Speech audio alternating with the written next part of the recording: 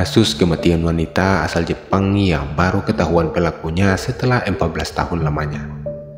Seperti apa kronologinya dan siapa pelakunya? Tetap stay di channel ini.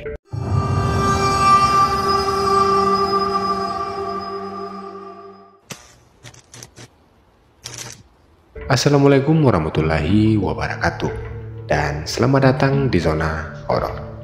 Terima kasih buat kalian yang sudah klik video ini. Dan di episode kali ini saya akan bawakan salah satu kasus kriminal yang terjadi di Jepang. Kasus ini menewaskan salah satu anak remaja yang kasusnya baru terungkap setelah 14 tahun lamanya. Namun sebelum lanjut ke ceritanya, kalau teman-teman berkenan boleh bantu saya dengan cara subscribe di channel ini. Dan jangan lupa buat aktifkan notifikasinya agar nggak ketinggalan informasi atau cerita-cerita lainnya. Dan inilah dia ceritanya. Kasus kali ini menimpa salah satu wanita asal Jepang yang dibunuh secara keji di dalam kamarnya sendiri oleh pria asing yang tak dikenal. Dan kasus ini terjadi mulai dari tahun 2004 dan baru terungkap setelah 14 tahun lamanya, tepat di tahun 2018.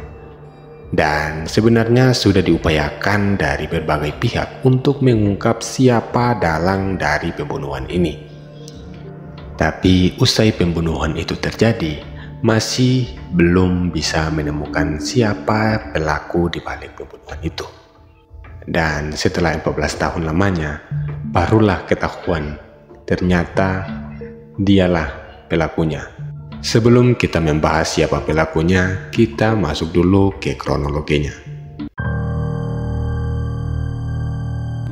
Menurut informasi yang saya dapat dari Indozone ini, menceritakan bahwa kronologinya di kala itu pada tanggal 15 Oktober tahun 2004 di kota Hatsugachi, Prefektur Hiroshima, bahwa ada seorang gadis SMA yang berusia sekitar 17 tahun bernama Kitaguchi Satomi, pulang dari sekolah pukul jam 2 siang. Dia kala itu pulang lebih cepat dari jam pulang sekolah yang ada di Jepang, yang biasanya dikarenakan sedang ada ujian akhir atau UAS.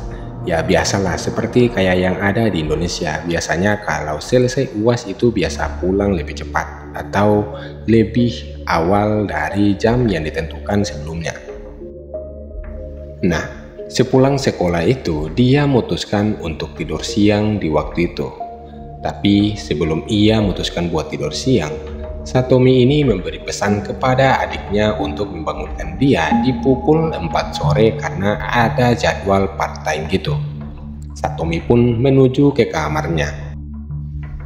Rumah keluarga ini agak-agak unik teman-teman. Kamarnya Satomi berada di lantai 2 sebuah bangunan di rumah yang letaknya memisah dari bangunan utama. Jadi mereka bertiga ini tinggal satu rumah, cuman beda kamar doang. Sekitar pukul 3, adik dan nenek Satomi mendengar suara teriakan dan suara tersebut seperti suara dari Satomi. Ketika mendengar suara teriakan itu, bergegas mereka berdua langsung menuju ke bangunan B, yang tadinya mereka berdua ini adalah di bangunan A. Jadi mereka langsung lari tuh, kucuk-kucuk-kucuk. Selepas itu, adik dan nenek Satomi ini melihat dirinya sudah bersimbah darah alias terkapar di lantai. Satomi waktu itu terlihat bersama laki-laki yang tak dikenal yang sedang berdiri memegang sebuah pisau yang ada di tangannya.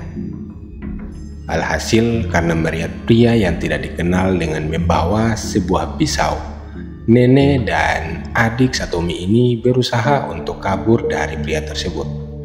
Namun sayang, tenaga yang dikeluarkan oleh nenek dari Satomi ini berbeda dengan adik dari Satomi, karena nenek Satomi berhasil ditangkap oleh pria tersebut.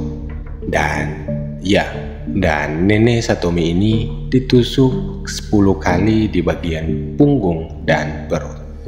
Meski sudah bersimpah darah waktu itu, sang nenek masih berusaha untuk menelpon polisi sebelum akhirnya ia kehilangan kesadaran. Di sisi lain, adiknya yang berhasil kabur itu lalu meminta bantuan. Sayangnya, saat polisi dan tim rescue datang di tempat itu, pria misterius itu tidak ada lagi di lokasi tempat kejadian perkara. Sayangnya, padahal udah berusaha lari sekuat tenaga dan berusaha untuk meminta bantuan, namun faktanya pelakunya sudah tidak ditemukan lagi. Namun setelah itu, polisi menemukan beberapa fakta yang terjadi setelah pembunuhan. Pertama, tidak adanya harta yang hilang di rumah yang diidentifikasi bukan sebagai perampok. Yang kedua, tidak ada sobekan pada baju korban yang dimana membuat polisi ini mengambil kesimpulan bahwa kasus ini bukan kasus pencurian atau penganiayaan. Sementara fakta ketiga, korban dikenal sebagai anak yang jujur dan berperilaku baik. Nah, orang-orang yang ada di sekitar yakin dan mengatakan bahwa tidak mungkin ada yang menaruh dendam kepada korban ini.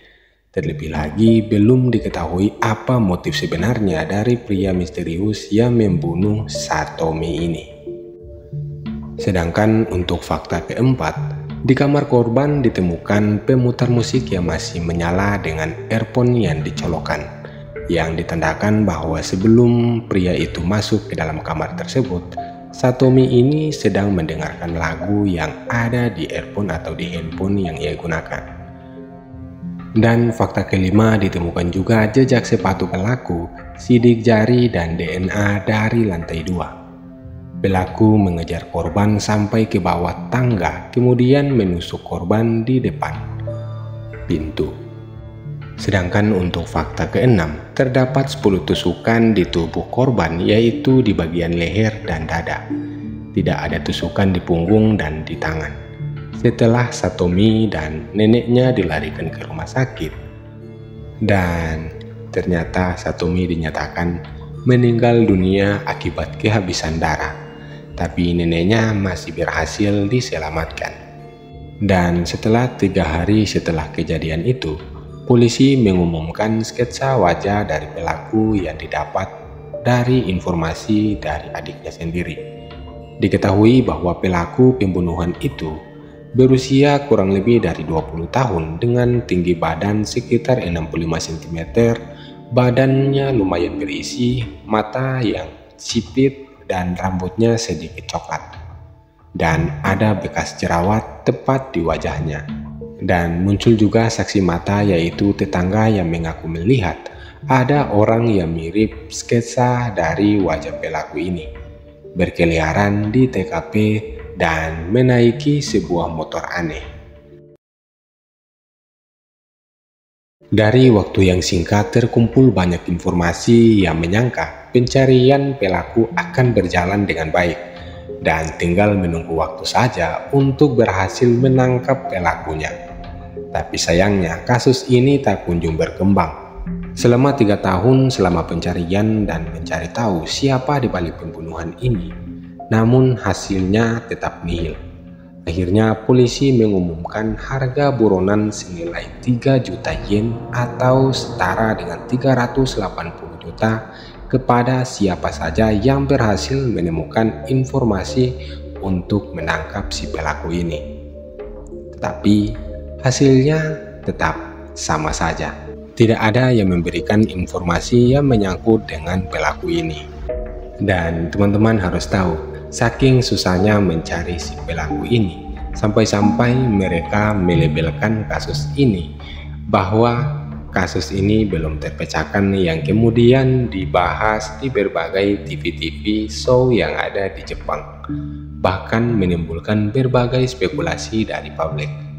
Tak cuman itu, seorang mantan FBI bahkan datang ke Jepang hanya untuk mencoba memecahkan kasus tersebut. Tetapi sama sekali tak ada hasil apa-apa yang ia dapatkan. Dan setelah kurang lebih 14 tahun, barulah terungkap siapa dalang dari pembunuhan ini. Jadi kurang lebih sudah 1 dekade lebih hingga di tahun 2018 ini tiba-tiba kasus ini menunjukkan adanya perkembangan. Tepatnya di tanggal 13 April di 2018 di salah satu kota yang ada di prefektur Yamaguchi, pria bernama Kashima Manabu ini yang berusia sekitar 35 tahun ini ditangkap oleh polisi karena kasus penganiayaan terhadap rekan kerjanya sendiri. Dan lebih bikin saya, ini adalah balasan dari Tuhan. Setelah diperiksa polisi, identifikasi sidik jari dan lain-lain dan dicocokkan dengan database, kemudian munculnya ternyata yang sangat mengejutkan adalah sidik jari dari Kashima cocok dengan sidik jari yang ditemukan di lokasi kasus pembunuhan 14 tahun yang lalu. Gila. Coba bayangin aja kalau pria ini nggak melakukan penganiayaan terhadap rekan kerjanya. Pasti kasus ini nggak bakal kecium sama publik yang ada di Jepang. Lalu investigator mengambil DNA Kashima dan mencocokkan dengan DNA pelaku yang diambil dari kuku korban pembunuhan waktu itu. Saat itulah kecurigaan berubah menjadi keyakinan. Dan setelah diinterogasi, Kashima mengakui kejahatannya. Saat itu dia merasa putus asa lalu melakukan kejahatan yang ia lakukan pada waktu itu. Gila nggak tuh? Cuman karena putus asa, dia mengambil salah satu nyawa yang tidak berdosa. Akhirnya pada tanggal 3 Mei tahun 2018, Kashima ditangkap kembali atas percobaan pembunuhan nenek Satomi. Dan pada tanggal 24 Mei, Kashima dituntut atas kasus pembunuhan dan percobaan pembunuhan. Di pengadilan di tanggal 3 Maret tahun 2020, Kashima mengakui atas semua yang ia pernah lakukan. Dia juga mengaku untuk berusaha tidak memikirkan apapun terkait dengan kejadian atas kematian Satomi yang sudah berangsur sangat lama. Saya selama ini hidup dengan tidak memikirkan tentang kejadian itu dan mencoba untuk tidak mengingatnya. Saya mengakui tidak ingat detail kejadian hari itu, tetapi saya akan mengatakan semua yang saya ingat di sini. Saya sangat menyesal telah menyebabkan insiden karena alasan egois saya, kata Kashima. Dan yang buat saya senang adalah pengakuan dari Kashima ini. Kashima mengatakan dirinya sendiri cocok mendapatkan hukuman mati, dan keluarga korban pun berharap tersebut. Ya iyalah, saya juga berharap seperti itu. Setelah itu, pada tanggal 18 Maret tahun 2020, dia dijatuhi hukuman penjara seumur hidup dan tidak mengajukan banding sama sekali. Waduh, kalau saya sih mending ya nyawa ganti nyawa lah. Sebelum saya menjelaskan apa alasan ia membunuh dan apa alasan ia tidak mau menyerahkan diri ke polisi, nah kita bahas dulu background dari si pelaku ini. Pelakunya bernama Kashima. Ia lahir di kota Shimonoseki, prefektur Yamaguchi pada tahun 1983. Setelah lulus SMA, dia bekerja di perusahaan pengerjaan logam. Dia bekerja dengan disiplin setiap hari dan tanpa adanya terlambat. Jadi bisa dibilang ia ini adalah salah satu karyawan yang taat dengan aturan. Namun pada tanggal 4 Oktober tahun 2004, Kashima yang saat itu berumur 21 tahun, pagi itu ia terlambat untuk bangun bekerja di pagi itu. Dipikir dia akan dimarahi sambil masih berbaring di tempat tidur. Dia berpikir dengan waktu yang agak lumayan lama. Lalu ia merasa benci dengan berangkat kerja terus-menerus. Dia juga memikirkan untuk pergi ke Tokyo dan menaiki sepeda motornya. Dan setelah dia sampai di salah satu jalan, dia ini membeli salah satu alat yang bisa dibilang untuk bertahan hidup, yaitu kompas dan pisau. Dan setelah ia membeli alat-alat yang sekiranya nanti bermanfaat untuk ia di jalan, ia lalu bertemu dengan salah satu temannya untuk menyerahkan uang yang sebesar 50 yen atau setara dengan 6 juta rupiah. Setelah menyerahkan uang tersebut, di tanggal 5 Oktober dia meninggalkan prefektur Yamaguchi. Tekadnya sudah bulat untuk tidak kembali lagi ke prefektur Yamaguchi ini. Nggak cuman itu, Kashima ini juga membuang handphonenya ke dalam sungai untuk berharap tidak ada lagi orang-orang yang bisa menghubungi dia. Kashima yang telah sampai di Hiroshima melihat para gadis-gadis SMA dan dia memikirkan untuk melakukan tindakan asusila. Setelah itu dia mulai mencari mangsa dan menemukanlah Satomi yang saat itu kebetulan sepulang dari sekolah. Dia lalu mengikuti Satomi kemudian menyusup untuk masuk ke dalam rumahnya waktu itu pukul 3 sore. Kashima yang waktu itu berhasil masuk di kamar Satomi menodongkan pisau ke arah Satomi yang sedang tidur tengkurap dan mengatakan, "Jangan bergerak, lepas bajumu." Tapi saat itu Satomi ini berhasil mencoba kabur namun terjatuh saat menuruni tangga. Kashima mencoba menarik Satomi untuk naik kembali ke lantai 2, namun dilawan oleh Satomi dan Kashima mengancam dengan menusuk perut dari Satomi dengan pisau. Kashima yang tidak percaya dengan apa yang dia lakukan barusan, dia malah menyalahkan Satomi dengan mengatakan, "Mengapa kamu kabur?"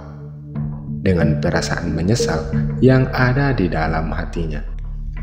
Ia mengatakan bahwa selepas itu, ia tidak makan, tidak minum, dan tidak tidur selama 3 hari ia kabur menuju Tokyo. Setelah itu, karena uangnya sudah habis karena sudah 5 hari di dalam pelariannya di daerah Tokyo, karena takut kelaparan, akhirnya dia pun menghubungi temannya yang nitip uang untuk mengirimkan kepadanya. Dan setelah dikirim, dia pun pulang kembali ke rumahnya di Yamaguchi. Dan pisau yang dia gunakan untuk menusuk korbannya waktu itu ia simpan di laci. Dia juga memiliki perasaan ingin melupakan insiden tersebut. Tetapi karena rasa tanggung jawab, dia tidak bisa membuang pisau tersebut. Setelah itu, mulai dari tahun 2005, dia mulai bekerja di perusahaan teknik sipil dan pembangunan. Dan dia bekerja dengan serius tanpa pernah absen. Dia juga menjadi pendiam dan lebih tenang. Beberapa tahun kemudian, dia mengingat insiden tersebut dan mencoba mencari di internet sekiranya ada sesuatu yang ia temukan. Dan pada akhirnya dia mengetahui kalau Satomi meninggal dunia dengan alasan kesal. Pada tahun 2018 bulan April, dia kemudian menendang kaki kiri dari teman kerjanya. Lalu temannya melaporkan hal tersebut ke polisi dengan alasan penganiayaan dan alhasil dia pun ditangkap. Setelah diperiksa lebih lanjut, diketahui bahwa dia adalah salah satu pelaku kasus pembunuhan pada tahun 2004 silam. Dan dia juga mengatakan bahwa ada perasaan lega ketika dia ditangkap. Dan alasan dia tidak menyerahkan diri selama ini adalah karena dia merasa nyaman dengan hidup bebas seperti burung. Dan itulah dia salah satu kasus yang terjadi kurang lebih selama 14 tahun dan baru terungkap setelah dia berhasil menganiaya salah satu temannya. So videonya sampai sini aja, dan buat teman-teman yang suka dengan video ini jangan lupa buat like, dan jika tidak, lakukan hal sebaliknya. Saya mohon maaf jika ada salah kata atau salah pengucapan. Ya, sampai jumpa di video selanjutnya. Assalamualaikum warahmatullahi wabarakatuh.